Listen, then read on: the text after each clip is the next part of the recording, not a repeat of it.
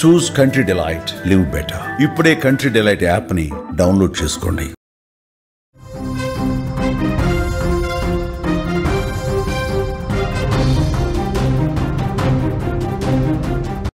Pakistan cricket team చేసిన యాక్షన్కు ICC రియాక్షన్కు సిద్ధమవుతుందా?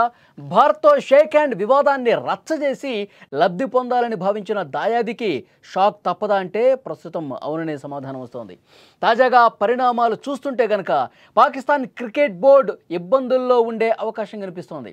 Pakistan cricket board ప్రస్తుతం ICC తీసుకుంటున్నటువంటి చర్యల పట్ల చాలా ఇబ్బంది గల పరిణామాల్ని ఫేస్ చేసే అవకాశం ఉందా అనిపిస్తోంది.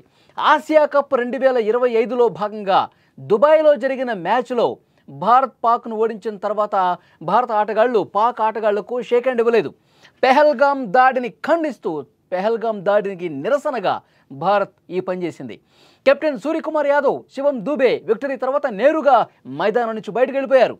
దీనిపై పాకిస్తాన్ క్రికెట్ బోర్డు తీవ్రంగా స్పందించింది. మ్యాచ్ రిఫరీ యాండీ పైక్రాఫ్ట్ను ఆసియా కప్ 2025 మ్యాచ్ రిఫరీల ప్యానెల్ నుంచి తొలగించాలని డిమాండ్ చేసింది. టాస్ సందర్భంగా match referee Pakistan captain Salman ఆఘాను భారత కెప్టెన్ సూర్యకుమార్తో షేక్ హ్యాండ్ చేయొద్దని కోరారనే ఆరోపణలు కూడా చేస్తూ అతడిపై ఐసీసీకి ఫిర్యాదు చేసింది. ఏకంగా ఐసీసీపై బ్లాక్మెయిల్కు దిగింది. మ్యాచ్ రిఫరీ పైక్రాఫ్ట్ను తొలగిస్తేనే తాము ఆసియా కప్లో కొనసాగుతాము అంటూ ప్రగల్భాలు పోయింది.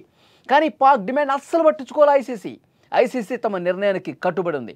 మ్యాచ్ రిఫరీ తప్పు చేయలేదు, ఏ జట్టు కోరినంత మాత్రాన అధికారులను మార్చలేము అని చెప్పి చాలా స్పష్టంగా ఐసీసీ తెలియజేసింది.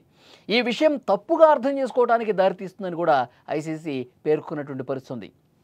కానీ ఏదో ఒకటి చేసి పాకిస్తాన్ బ్లాక్మెయిల్ చేయాలనుకుంది, భారత్ను ఇబ్బంది పెట్టాలనుకుంది. కానీ పాకిస్తాన్ పప్పులు ఉడకలేదు. అలాగే యూఏతో మ్యాచ్ సందర్భంగా పెద్ద డ్రామానే ప్లే చేసింది పాకిస్తాన్. పైక్రాఫ్ట్ను ఐసీసీ తొలగించకపోవడంతో మ్యాచ్ సమయానికి స్టేడియంకి రాలేదు, హోటల్కే పరిమితం అయిపోయింది. అదొక నిరసన అనుకుంది. కానీ పరిస్థితి చేయి దాటిపోతుందని చెప్పి తర్వాత గ్రహించి మ్యాచ్ రిఫరీ యాండీ పైక్రాఫ్ట్ స్వయంగా రంగంలోకి దిగి ఒక పరిష్కారం సూచించారు. పాకిస్తాన్ కెప్టెన్ సల్మాన్ ఆగా, మేనేజర్ నబీజ్ అక్రమ్ చీమాతో ఒక సమావేశాన్ని ఏర్పాటు చేశారు. ఆ సమావేశంలో కోచ్ మైక్ హసన్ కూడా ఉన్నారు. ఈ సమావేశం తర్వాత గంట లేటుగా గ్రౌండ్కి చేరుకుంది ఆ టీం. పైక్రాఫ్ట్ క్షమాపణ చెప్పడంతో మ్యాచ్ ఆడినట్టు తర్వాత సోషల్ మీడియాలో పీసీబీ ప్రకటించింది. కానీ అంత సీన్ లేదని తర్వాత అర్థమైంది. వాళ్ళు దానికి సాక్ష్యంగా ఆయనతో సమావేశం వీడియోను కూడా పోస్ట్ చేసింది. అయితే అందులో ఎలాంటి ఆడియో లేదు. పీసీబీ మాత్రం మ్యాచ్ రిఫరీ క్షమాపణలు చెప్పారని పేర్కొంది. అయితే ఈ కొత్త నివేదిక పాకిస్తాన్ ఆరోపణలు తప్పు అని రుజువు చేసింది. పాక్ చేస్తున్న పిల్ల చేష్టలు ఏవైతే ఉన్నాయో క్రికెట్ లోకాన్ని ఆశ్చర్యానికి గురి చేస్తున్న పరిస్థితుంది. అంతా దుమ్మెత్తిపోస్తున్నారు. ఇంకెప్పుడు క్రమశిక్షణ నేర్చుకుంటారు, ఇంకెప్పుడు నిజాయితీగా ఉంటూ నేర్చుకుంటారు, ఇంకెప్పుడు ఈ వ్యవహారాలన్నీ కూడా మానుకుంటారు అంటూ పాకిస్తాన్ని క్రికెట్ ఫ్యాన్స్ అందరూ కూడా దుమ్మెత్తిపోస్తున్నారు. మన ఇండియన్ ఫ్యాన్సే కాదు, మొత్తం ప్రపంచవ్యాప్తంగా క్రికెట్ని అభిమానించే వాళ్ళందరూ కూడా పాకిస్తాన్ని తప్పుపడుతున్నారు. పాకిస్తాన్ పిల్ల చేష్టలు ఇంకా మానుకోండి, ఎప్పటికైనా మీ బుద్ధి మార్చుకోండి, నిజాయితీగా ఉండండి అంటూ గడ్డి పెడుతున్నటువంటి పరిస్థితి.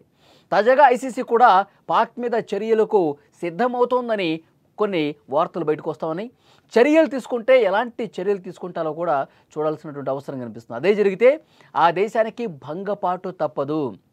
ఈ విధంగా అనవసరమైనటువంటి తప్పిదాలు చేస్తూ ఉంది పాకిస్తాన్ అంటూ పాకిస్తాన్ క్రికెట్ ఫ్యాన్స్ కూడా ఆ టీం మీదే గరమవుతున్నటువంటి సిచ్యువేషన్ కనిపిస్తోంది. సో ఎప్పుడైతే మనం పెహల్గాం దాడికి నిరసనగా అసలు పాకిస్తాన్తో మనకి మ్యాచే వద్దని కూడా పెద్ద ఎత్తున కొంతమంది డిమాండ్ చేశారు. పాకిస్తాన్తో అసలు మనం మ్యాచ్ ఎందుకు ఆడాలి, మనం ఎందుకు ఈ మ్యాచ్ చూడాలి, పెహల్గాం దాడికి నిరసనగా అసలు పూర్తిగా బాయ్కాట్ చేయాల్సింది. కొన్ని సంవత్సరాల పాటు పాకిస్తాన్తో మనం ఆడకూడదు, అప్పుడే వాళ్ళకి సరైన బుద్ధి చెప్పిన వాళ్ళం అవుతామని చెప్పి కొంతమంది డిమాండ్ కూడా వినిపించిన పరిస్థితుంది, తమ నిరసనను కూడా వినిపించిన పరిస్థితుంది. కానీ గేమ్లాగే చూద్దాం ఒక ఆలోచనతో క్రికెట్ ఆడాం. అయితే ఆడిన సందర్భంగా వాళ్ళకి షేక్ హ్యాండ్ ఇవ్వకూడదని చెప్పి మన ఆటగాళ్ళు చాలా క్లియర్ కట్గా ఆ విషయంలో ఉన్నారు. మ్యాచ్ అద్భుతంగా ఆడాం, అద్భుత విజయం సాధించాం, షేక్ హ్యాండ్ ఇవ్వకుండా మన దారిని మనం వెళ్ళిపోయాం. దీన్నే వాళ్ళు కౌంటర్ చేస్తూ మాట్లాడిన పరిస్థితుంది.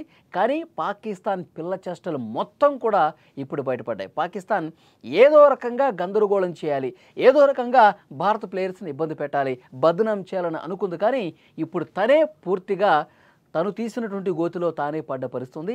ప్రపంచం మొత్తం చూసింది పాకిస్తాన్ వ్యవహార శైలిని. సో డెఫినెట్గా ఇప్పటికైనా మీరు తీరు మార్చుకోండి, బుద్ధి మార్చుకోండి.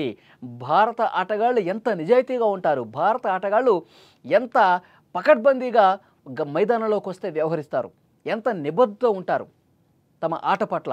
దీన్ని చూసి కనీసం భారత ఆటగాళ్లలో కనీసం ఒక 5% అయినా చూసి నేర్చుకోండి అంటూ పాకిస్తాన్ ఫ్యాన్సే పాకిస్తాన్ని తిట్టే పరిస్థితి వచ్చింది. ఇప్పటికైనా మరి పాకిస్తాన్ తన తీరు మార్చుకుంటుందో లేదో. ఇలాగే వ్యవహరిస్తే కనుక ఐసీసీ చాలా క్లియర్ కట్గా, చాలా సీరియస్, స్ట్రిక్ట్ ఇన్స్ట్రక్షన్స్ పాస్ చేసే అవకాశం కనిపిస్తుంది. వాళ్ళ మీద చర్యలు కూడా తీసుకునే అవకాశం ఉందని చర్చ వినిపిస్తోంది. సో చూద్దాం నెక్స్ట్ ఏం జరగబోతున్నది. పాకిస్తాన్ ఇప్పటికైనా తన తీరు మార్చుకోవాలా.